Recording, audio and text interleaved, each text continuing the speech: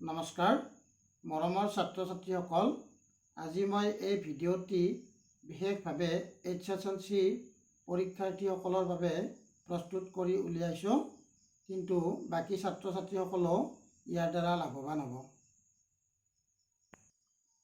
মৰমৰ ছাত্ৰ ছাত্ৰীসকল, তোমালোকৰ পৰীক্ষালৈ আৰু বেছি দিন নাই, গতিকে তোমালোকে পৰীক্ষাত উত্তৰ লিখা নিয়ম সম্পৰ্কে জানিবই লাগিব আৰু এই নিয়মকেইটি পালন কৰিলে তোমালোকৰ পৰীক্ষা নিশ্চয় ভাল হ'ব। 1 নম্বৰ, সময়ৰ উচিত ব্যৱহাৰ। তোমালোকে সময়ৰ উচিত ব্যৱহাৰ কৰাৰ কাৰণে পৰীক্ষালৈ কেইদিনমান বাকী থাকোঁতে কমেও 3-4খনমান প্ৰশ্নৰ উত্তৰ লিখি সময়ৰ জোখ ল'ব পাৰিবা।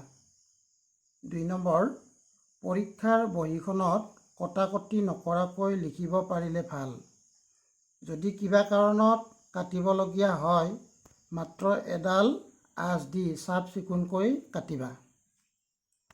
তৃতীয়তে, পৰিপাটিকৈ লিখিব লাগে। শব্দ, বাক্য আৰু দফাৰ উচিত ব্যৱহাৰ কৰিব লাগে। তোমালোকে ক'লা চিয়াহীৰ ব্যৱহাৰ কৰিব পাৰা আৰু বলপেন ব্যৱহাৰ কৰিব পাৰিবা। পঞ্চমতে, পৰীক্ষকে নম্বৰ দিব পৰাকৈ বহীখনৰ বাওঁফালে প্ৰায় 2 ইঞ্চি ঠাই এৰিব লাগে। ষষ্ঠতে, প্ৰশ্ন পঢ়ি ভালদৰে প্ৰশ্ন অনুযায়ী উত্তৰ লিখিব লাগে। উত্তৰ লিখোঁতে নম্বৰ অনুযায়ী লিখিব লাগে। অষ্টমতে, খৰধৰকৈ নভবা নিচিন্তাকৈ উত্তৰ লিখিব নালাগে। নৱমতে, উত্তৰ বহীত প্ৰশ্নৰ নম্বৰ সঠিকভাৱে উল্লেখ কৰিব লাগে। তাৰ পাছত অতিৰিক্ত পৃষ্ঠা ল'লে পৃষ্ঠা নম্বৰ উল্লেখ কৰিব লাগে।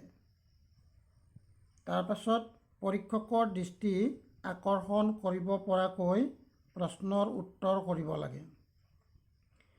100% উত্তৰ সম্পূৰ্ণ কৰিব লাগে। শেষত উত্তৰ বহীত ৰোল নম্বৰ, পঞ্জীয়ন নম্বৰ আদি শুদ্ধকৈ লিখিব লাগে।